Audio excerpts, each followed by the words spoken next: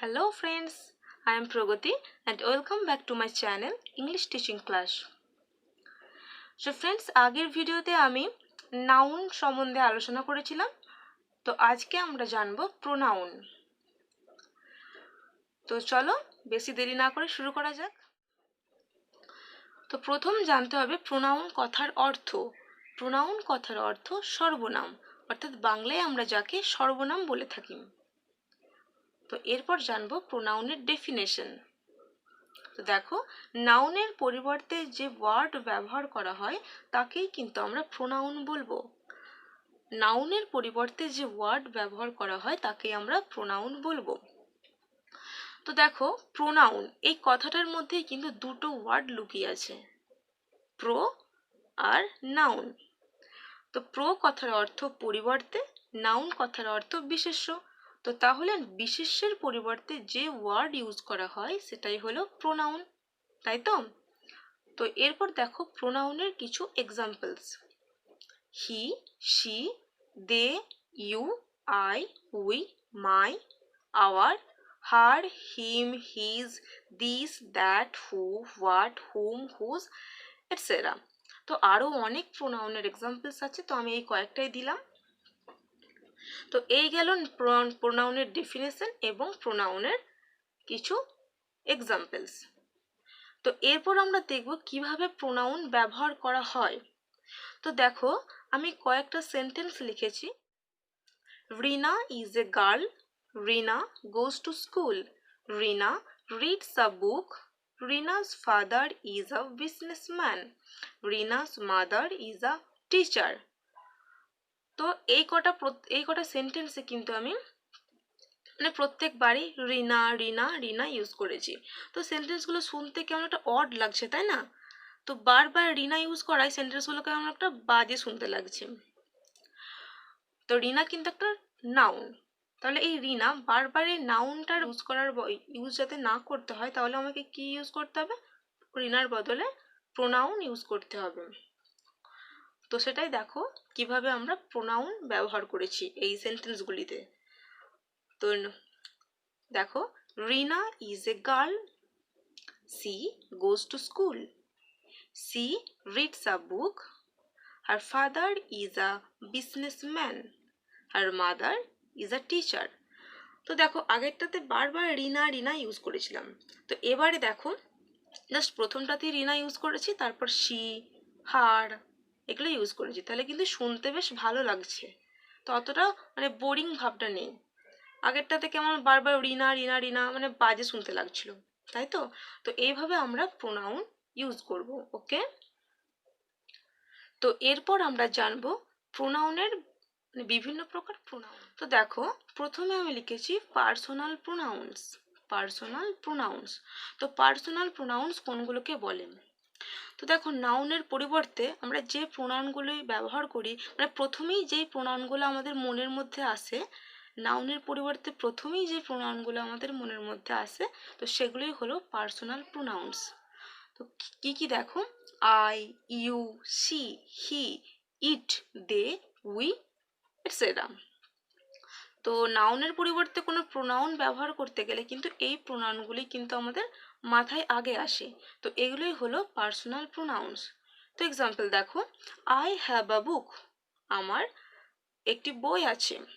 কিংবা এটাও বলতে পারি, ইউ হ্যাভ আ কার, তোমার একটি গাড়ি আছে। তো এগুলো হলো পার্সোনাল প্রোনাউন্স। তো 2 নম্বরটা দেখো, পজেসিভ প্রোনাউন্স। পজেসিভ প্রোনাউন্স, তো যেই প্রোনাউনগুলোর মাধ্যমে কোনো পজেশন প্রকাশ পাবে সেগুলোই কিন্তু পজেসিভ প্রোনাউন্স। দেখো, my, your, this, her, our, their, etcetera. তো এর একটা এক্সাম্পল দেখো, ইট ইজ মাই কার, এটা হয় আমার গাড়ি। তো এখানে আমার, এটা একটা পজেশন মনে হচ্ছে, এটা আমার গাড়ি। তো আমি এটাও বলতে পারি, দিস ইজ ইয়োর বুক, এটা তোমার বই, তাই তো? তো এরকম ওয়ার্ডগুলি হলো পজেসিভ প্রোনাউন্স। তো যেই সমস্ত প্রোনাউন্সের মাধ্যমে পজেশন ক্রিয়েট হবে সেগুলোই কিন্তু পজেসিভ প্রোনাউন্স। এরপর দেখো, রিলেটিভ প্রোনাউন্স। তো রিলেটিভ প্রোনাউন্স কোনগুলো দেখো, which, whom, who, whose, etcetera. তো এইগুলো হলো রিলেটিভ প্রোনাউন্স। তো এক্সাম্পল দেখো, হু ইজ সি, সে কে, হু ইজ সি। তো রিলেটিভ প্রোনাউন্স হলো যে সমস্ত প্রোনাউনগুলোর মাধ্যমে আর কি কোয়েশ্চেন করলে, যেমন ধরো হু ইজ সি, এটা আমরা কোয়েশ্চেন করলাম সে কে, এটার যে অ্যান্সারটা হবে সেটা কি হবে, হয় she is doctor or teacher, এরকম কিছু আমরা বলতে পারি, বা সি ইজ স্টুডেন্ট, এটাও আমরা বলতে পারি। তো তাহলে যে সমস্ত রিলেটিভ প্রোনাউন্স ইউজ করার ফলে অন্য মানে আরও অন্য ইনফরমেশন অ্যাড হয় সেগুলোই কিন্তু রিলেটিভ প্রোনাউন্স, তাই তো।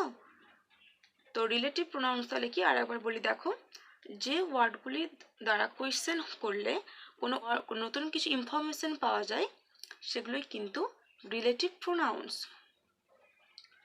তো এরপর দেখো demonstrative pronouns. Demonstrative pronouns, just have a look, this, that, these, those, এগুলোই হলো ডেমনস্ট্রেটিভ প্রোনাউন্স। দিস সিঙ্গুলার, দিসের প্লুরাল দিজ, দ্যাট সিঙ্গুলার, দ্যাটের প্লুরাল দোজ।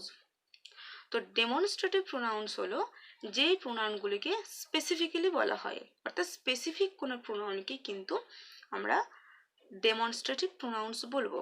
দিস মানে এই, অর্থাৎ একটা কোনো স্পেসিফিক কিছুকে আমরা বলছি। দ্যাট মানেও তাই বোঝাচ্ছে কোনো স্পেসিফিক কিছুকে বোঝানো হচ্ছে। দিস, দোজ একই রকমভাবে স্পেসিফিক কিছুকে বোঝানো হচ্ছে।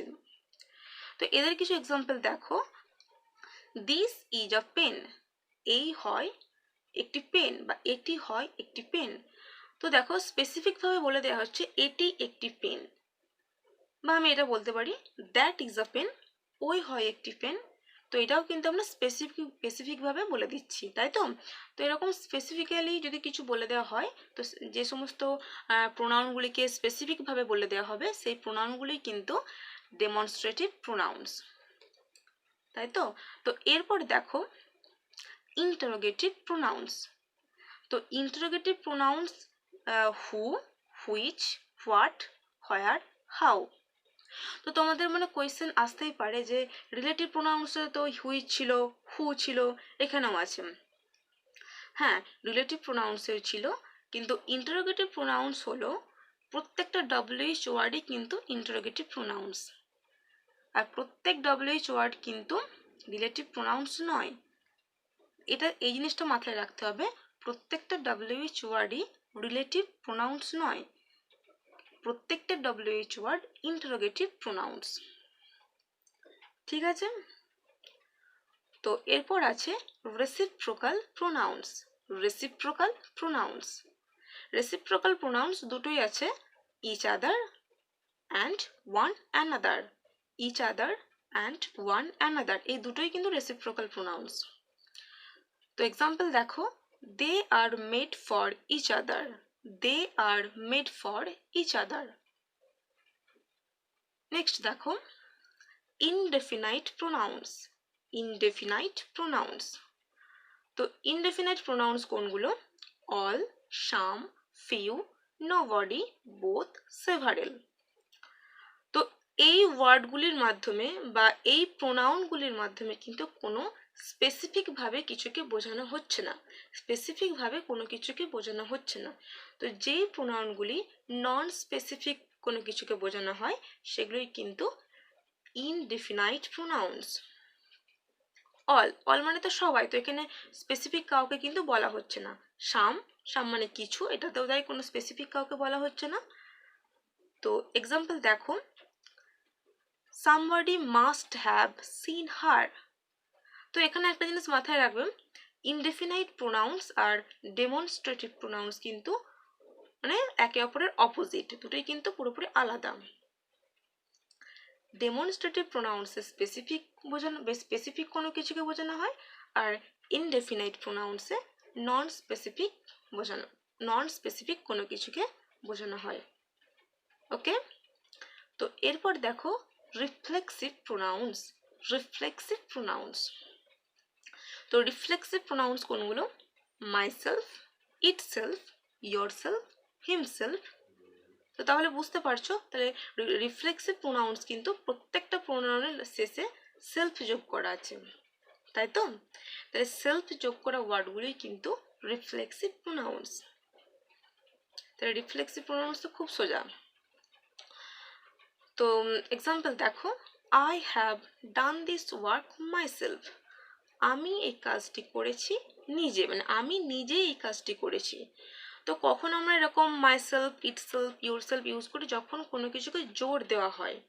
তো দেখো আমি এক্সাম্পলে I have done this work এটাও কিন্তু বলতে পারতাম, কেন বলিনি? কারণ এখানে একটা জোর দেওয়া হচ্ছে, I have done this work myself, আমি নিজে এই কাজটি করেছি। আমরা এটাও বলতে পারতাম I have done this work, আমি এই কাজটি করেছি।